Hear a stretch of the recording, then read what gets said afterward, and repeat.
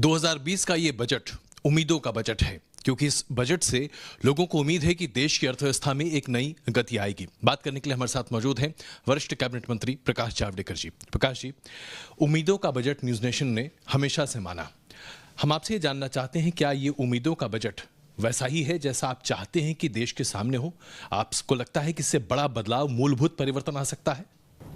आज वर्तमान में जो दुनिया में मंदी का माहौल आया था, उसमें भारत ने बहुत अच्छा प्रदर्शन दिखाया और आने वाले दिनों में आज की परिस्थिति में सबसे बेस्ट बजट आज आया है, क्योंकि इसमें पूरा विचार है। मोदी सरकार के दूसरे कार्यकाल को दिशा देने वाला और देश को समझाने वाला कि अभी 5 साल क्या आप एक्सपेक्ट करोगे। 103 लाख करोड़ का infrastructure, road, rail, port, airport, waterways, ये सब आर्थिक हलचल बढ़ाती है और रोजगार बढ़ाती है। खेती के लिए 2,83,000 करोड़ का निवेश, ये खेती के यानी फिशरीज से लेकर, हॉर्टिकल्चर से लेकर, डेयरी से लेकर सभी के साथ खेती का विकास होगा, तभी रोजगार बढ़ते हैं। उसके साथ साथ जिस तरह से आज टैक्सेशन के कंसेशन दिए हैं, विदेशी निवेश या बाकी निवेश भी, देशी निवेश भी बढ़ाने के लिए, निवेश के बिना देश आगे नहीं बढ़ता। और जिस तरह से इंपोर्ट ड्यूटी लगाई है, भारत में जो वस्तु पैदा होती है उसको बढ़ावा देने का उसमें दृष्टि है और उसके साथ ही लेवल प्लेइंग उनको फील्ड मिले, इसके लिए उनको कंसेशन एक मिला है। तो ये इंपोर्ट ड्यूटी बढ़ाने का मुद्दा है। और फाइनली उसमें एक बताऊंगा कि जिस तरह से टैक्सेशन के रिफॉर्म्स किए हैं, जो करदाता है उसके हाथ में पैसा ज़्यादा रहे, उसके पैसे बचे, ताकि वो खर्च ज़्यादा करेगा, यही उसकी कल्पना है। तो ये पड़ा नहीं रहेगा पैसा, ये तुरंत खर्च होगा, यही कल्पना है। प्रकाश जी, 2 मुद्दे थे जिस पर आपकी सरकार बहुत ध्यान दे रही थी पिछले 5 सालों में। और पहला इन्फ्लेशन, जिसे आप कहते थे कि ऐसी बीमारी जिसे दूर करना चाहिए, उसे आप 3-3.5% पर ले आए थे, आज बढ़कर 7.5% है। आप फिस्कल डेफिसिट की बात करते थे, वो भी करीबन 0.5% बढ़कर 3.8% है। मूल मुद्दा आप समझ लीजिए कि जिस तरह से बैंकिंग क्षेत्र को अंधाधुंध लोन बांटकर यूपीए ने एनपीए में कन्वर्ट किया था, तो इसके कारण बैंकिंग को ठीक करने के लिए 3.5 लाख करोड़ 5 साल में डालने पड़े और बैंकों का मर्जर और बाकी स्टेप्स उठाने पड़े। लेकिन अच्छी बात है कि आज पब्लिक सेक्टर बैंक्स मुनाफे में आई है, तो ये अच्छी खबर है। बैंक स्ट्रांग हो गए हैं और बहुत कम कीमत में, एक तरह से अमेरिका को इसी काम के लिए बहुत पैसे देने पड़े थे, इसमें कम लगे हैं। दूसरा महत्वपूर्ण मुद्दा है बिंदु की जो आज जिस दिशा में हम बदल रहे हैं, आगे बढ़ रहे हैं, तो वो उत्पादन करो, समृद्धि बढ़ाओ, यही रास्ता लेके जाने वाला है। केवल एंटाइटलमेंट का पॉलिटिक्स नहीं है, एम्पावरमेंट का पॉलिटिक्स है। इस बीच में बेरोजगारी का क्या आप समाधान निकालेंगे? करीबन 3 करोड़ के आसपास बेरोजगारी देश में बढ़ी है, ऐसा कई अखबारों का कहना है। ये सच राहुल गांधी एकदम आपके ऊपर दावे पर दावे ठोके चले जा रहे हैं कि आप देश में बेरोजगारी बढ़ा रहे हैं। राहुल गांधी या कांग्रेस वाले बहुत बेरोजगार हो गए हैं, वो मैं मानता हूँ, लेकिन बाकी सच नहीं है, क्योंकि जब इरिगेशन बढ़ता है 1 हेक्टेयर का, तो 2 लोगों को रोजगार बढ़ता है।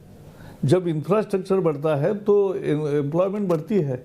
जब मुद्रा के लोन 15 करोड़ लोगों को मिले हैं, तो उसमें से 7-8 करोड़ लोगों को नया जॉब मिला है, उन्होंने खुद के मेहनत से पाया है।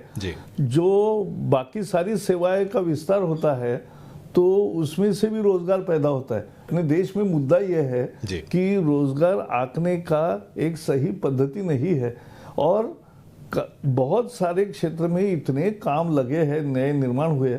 आप समझिए, अगर सचमुच में 3 करोड़ बेरोजगारी बढ़ती, मैं तो बेरोजगारों का आंदोलन करते करते ही राजनीति में आया हूँ। बिल्कुल। तो अगर बेरोजगार की संख्या सचमुच में इतनी बढ़ती, तो देश में ऐसी शांति नहीं रहती। लेकिन प्रकाश जी, ये नहीं हुआ तो है। फैक्ट है ना, ऑटो सेक्टर बहुत बड़े स्लम्प के साथ ऑटो का मैं बताता हूँ जी। ऑटो का ऐसा है, आप अप्रैल से देखिए एकदम बदलाव आएगा, क्योंकि अप्रैल से BS6 सुने होने वाला है। मैं भी एक गाड़ी लेने वाला था, क्योंकि मेरी पुरानी गाड़ी 8 साल हो गए, तो मैंने इसलिए वो बेचूंगा और ये दूंगा।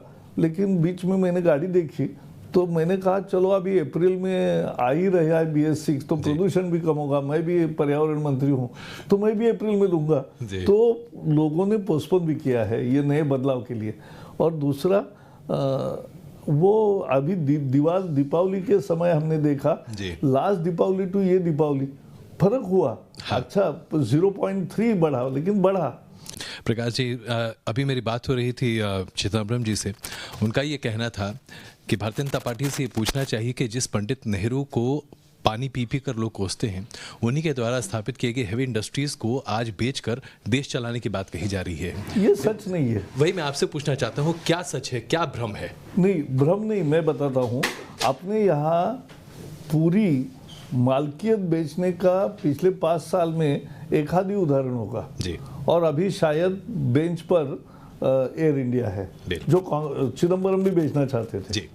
तो ये उस समय का है। लेकिन बाकी में 5% या 10% कोई शेयर बेचे तो उससे तो पैसा होता है। बाजार में जो कीमत है उद्योग की वो क्यों नहीं लेना, मालकी कहीं नहीं छोड़ी है। तो कुल मिलाकर जो विपक्ष का विरोध है इस बजट को लेकर या फिर आपकी सरकार के कामकाज को लेकर, आपको लगता है वो सिर्फ सतही है, विरोध के लिए सतही है, विरोध के लिए विरोध है। और बेरोजगार वो हो गए हैं और उसके लिए उनको चिंता सता रही है। लेकिन फैक्ट रिमेन्स कि देश मोदी जी के साथ खड़ा है। मोदी जी ने एक पूरी आने वाले 10 साल में भारत को कहाँ आगे बढ़ाना है, इस दशक के अंत में 2030 में कहाँ बढ़ाना है, इसका प्लानिंग किया है। आज 27 करोड़ लोग गरीबी रेखा से ऊपर आए हैं 5 साल में। तो ये बहुत बड़ी उपलब्धि है भारत की। एक आखिरी सवाल, एक जुमला था जो कि प्रधानमंत्री मोदी ने इस्तेमाल किया था, मैं गुजरात से आता हूँ, पैसे से पैसा निकालना जानता हूँ। आज जब हम बजट सामने रख रहे हैं और देश की अर्थव्यवस्था बहुत अच्छी नहीं है, हमें इस बात पर भरोसा रखना चाहिए कि पैसे से पैसा निकालते हुए देश को तरक्की के रास्ते पर मोदी जी ले ही जाएंगे। बिल्कुल। देखो अभी निर्मला जी का मैं इंटरव्यू अभी देख रहा था जी। तो जैसे भाई इनकम टैक्स में सहूलत दी है और आपको 2 ऑप्शन तैयार किए हैं कि आप ओल्ड रेजिम में रहना चाहते हो जहाँ कंसेशंस और रेमिशंस है और या नए में जिसमें कंसेशन नहीं है लेकिन रेट ही कम है। तो आपको कौन सा चाहिए, ऑप्शन है। तो दैट्स डेमोक्रेटिक चॉइस। सेकंड, उसमें भाई EPF को पैसा जो आपका जाता है, NPS को जो पैसा जाता है, ये जो हर महीने का आपका बचत है उसको कंसेशन है ही, वो तो डिस्टर्ब नहीं किया है। ऐसे जो हाउसिंग का भी है, ये सब कंसेशंस को आप बारीकी से पढ़ोगे तो ध्यान में आएगा कि जो 90% लोग यूज करते थे कंसेशन, वो सब बरकरार है। तो यानी कि भ्रांति और भ्रम फैलाने की नहीं बल्कि विश्वास की जरूरत है। बिल्कुल विश्वास की जरूरत है और देश ने मोदी जी पर विश्वास रखा है और आगे भी देश उसी गति में आगे बढ़ेगा। बहुत धन्यवाद न्यूज़ नेशन से बात करने के लिए प्रकाश जी, बहुत धन्यवाद।